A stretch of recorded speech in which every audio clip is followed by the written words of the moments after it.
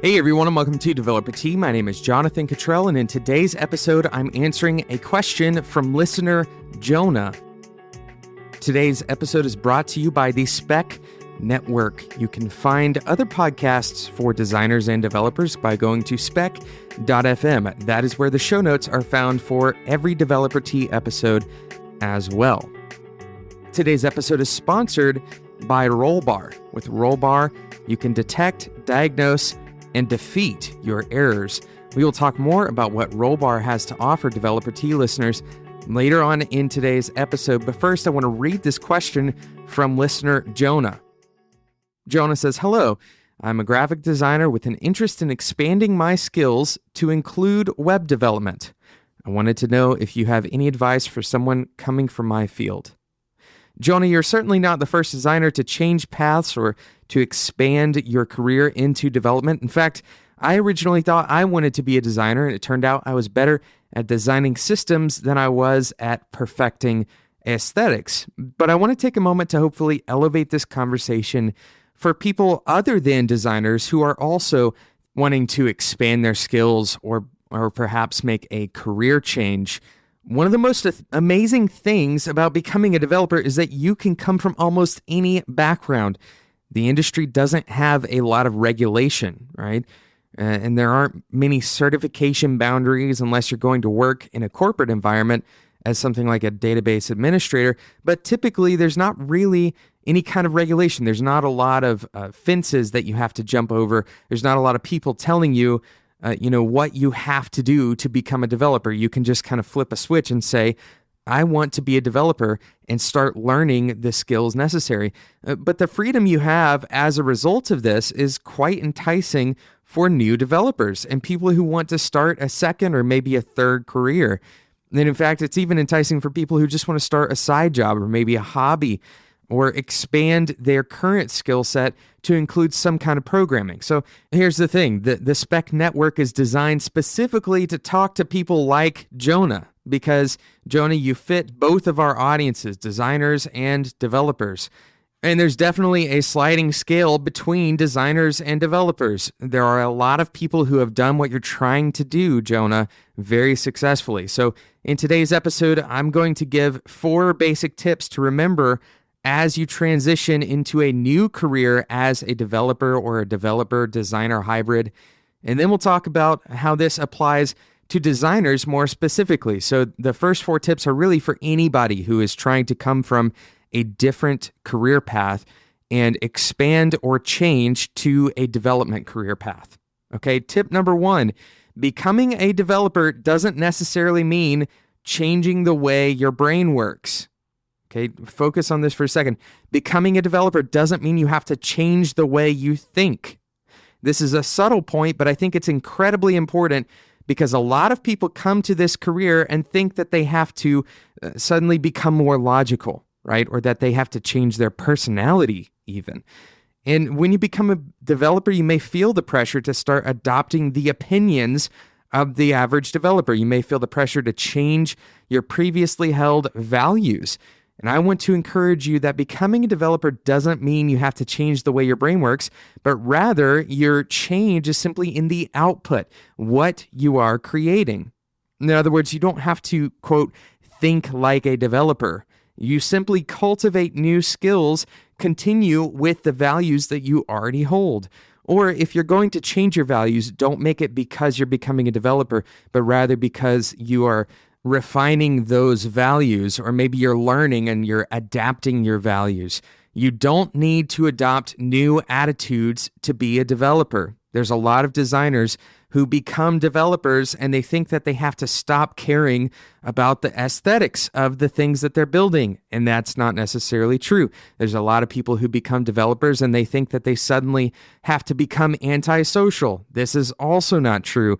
There are a lot of these poisonous mindsets that are a result of a lot of stereotyping that really are not helpful to you as a new developer. So ignore those things, right? Don't think that you have to change the way your brain works simply because of a career change.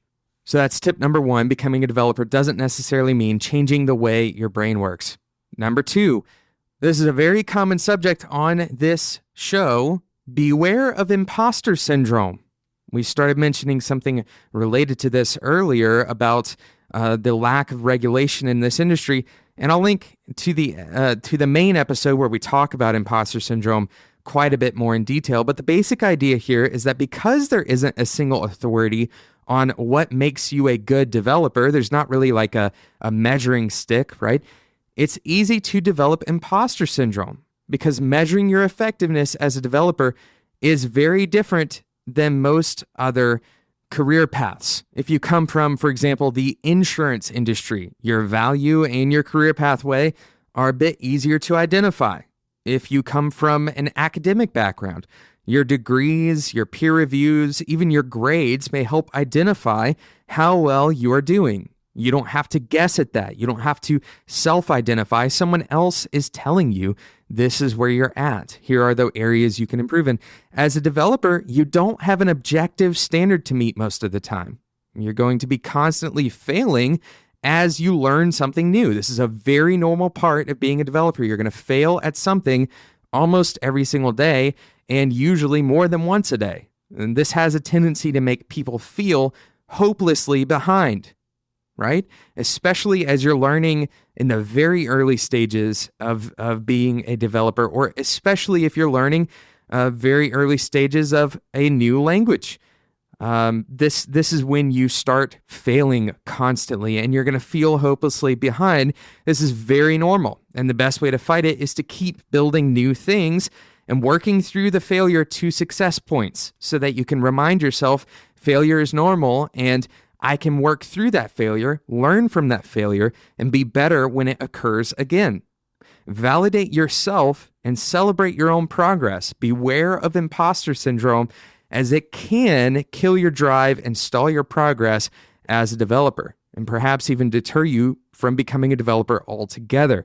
So that's number 2, beware of imposter syndrome, and make sure you are self-validating, that you're reflecting on how much you've learned and the value of all of those failures. All of those failures are new opportunities for you to learn, so beware of imposter syndrome.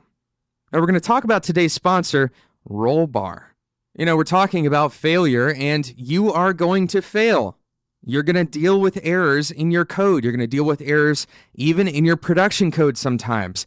And dealing with errors, honestly, sometimes it sucks because they're difficult to find. Sometimes you're relying on users to report those errors to you so you can actually know what's going wrong. You may end up going and digging through logs because maybe locally everything is working fine and all of your tests are passing locally. Rollbar helps solve this problem, and it works with all major languages and frameworks. You can start tracking production errors and deployments in 8 minutes or less. And when you actually integrate Rollbar into existing development workflows, you can send things like alerts to Slack and HipChat, or you can create issues in your GitHub account or your Jira, Asana, Pivotal Tracker, the ones that you probably are already using anyway. So to validate the idea that Rollbar is a fantastic product, some of their major customers include Heroku and Twilio, Kayak, Instacart, Zendesk, Twitch. These are massive, massive software companies that are using Rollbar to help them solve production errors. And Rollbar wants you to start tracking your production errors with them for free. And you can do that as a listener of Developer Tea. They have the Bootstrap plan that's free for 90 days or 300,000 errors. Did I mention, once again, it is free. You can get that offer by going to rollbar.com/developertea. And of course, that link will be in the show notes. So go and check it out, rollbar.com/developertea. Thanks again to Rollbar for sponsoring today's episode of Developer Tea. So we're talking about listener Jona's question. Jona is a designer, and he's thinking about expanding his skills to become a web developer. And I'm giving Jona and all of you advice on when you want to, expand your skills or change your career path to include development, what you can be thinking about as you start down that path. And really, this is through the lens of someone who has already gained a bunch of skills in a different area, someone who has already kind of created a career for themselves in something else, and you're wanting to adopt development, whether that's web development, software development, front-end development, whatever it is, you're wanting to become a developer. You're wanting to adopt programming skills and start thinking about systems. That's what we're talking about here. And really, all of the advice that I've given to beginners in the past applies in some way to you as well. So make sure you can go and check out those episodes. But we've started with 2 of our 4 tips. The first one was becoming a developer doesn't mean you have to change the way your brain works. Number 2, beware of imposter syndrome. And now we're on to number 3. Don't ignore expertise from your previous career. Let me say that again. Don't ignore expertise from your previous career. Or a better way to say it, use the expertise that you've already gained in your previous career as a developer.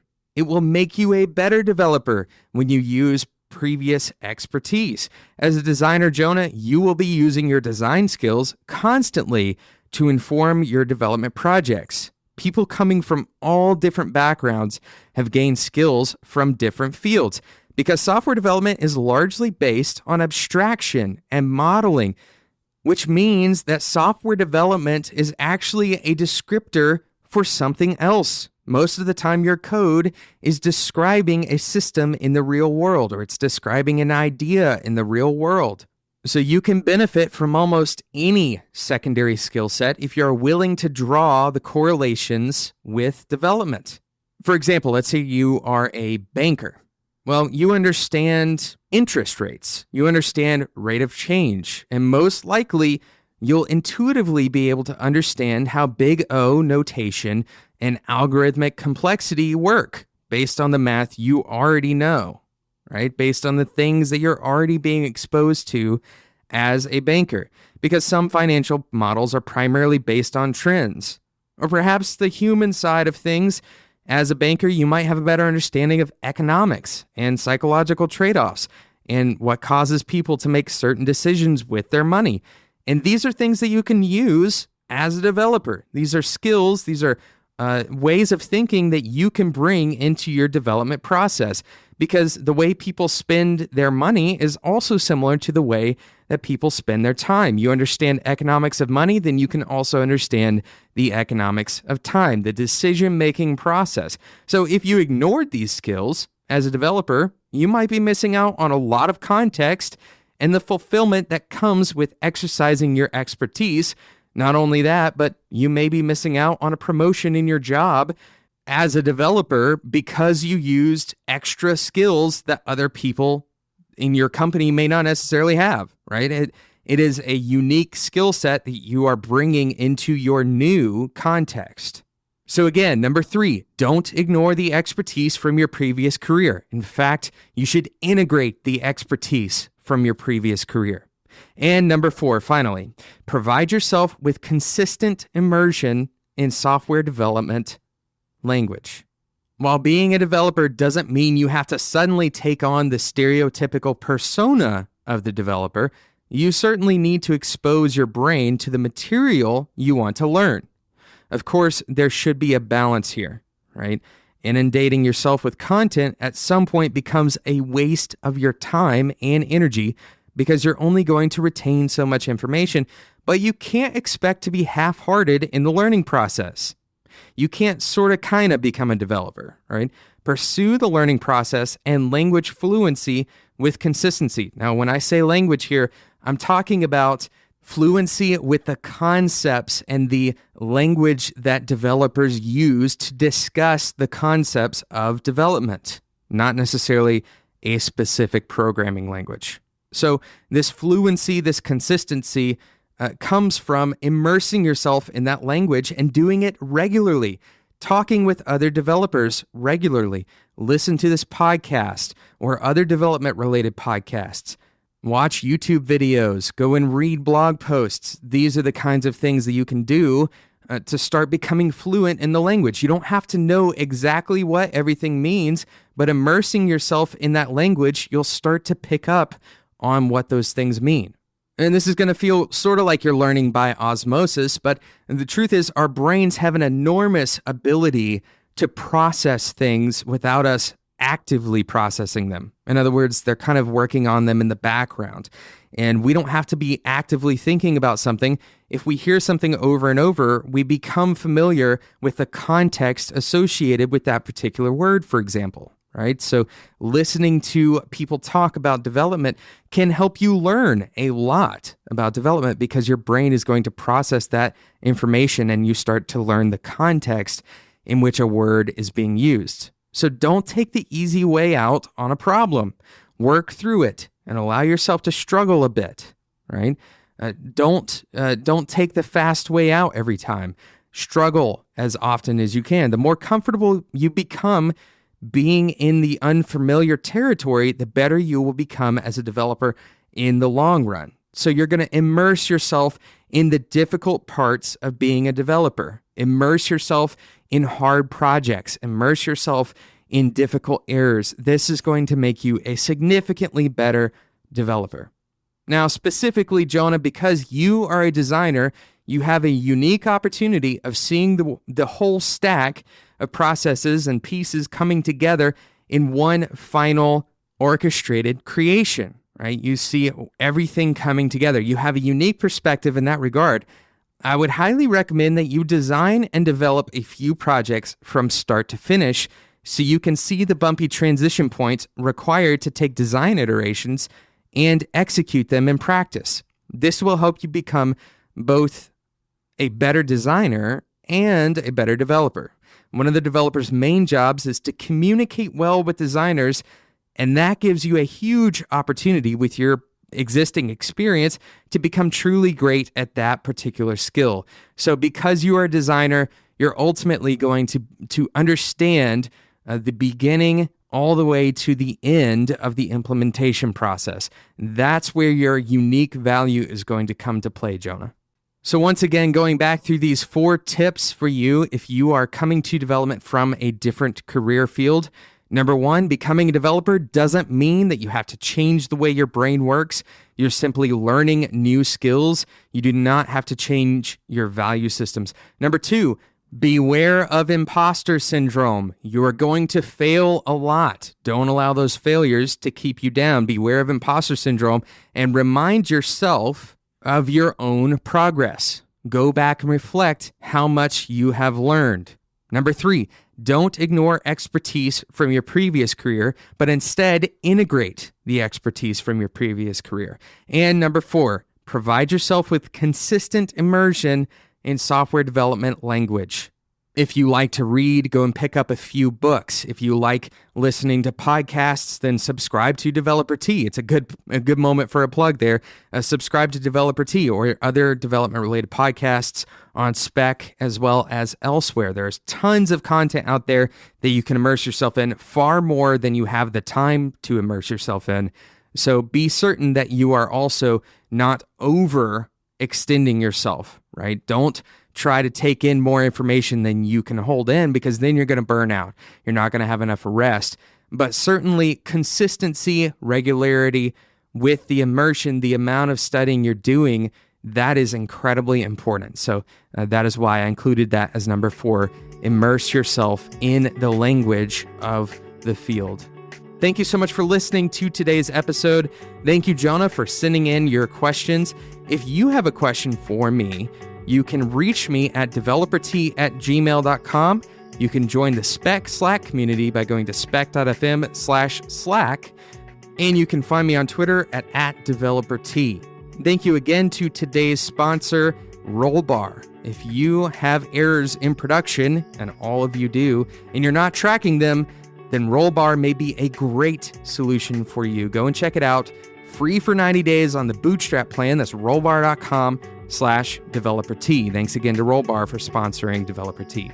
Thank you again for listening. Make sure you subscribe. And until next time, enjoy your tea.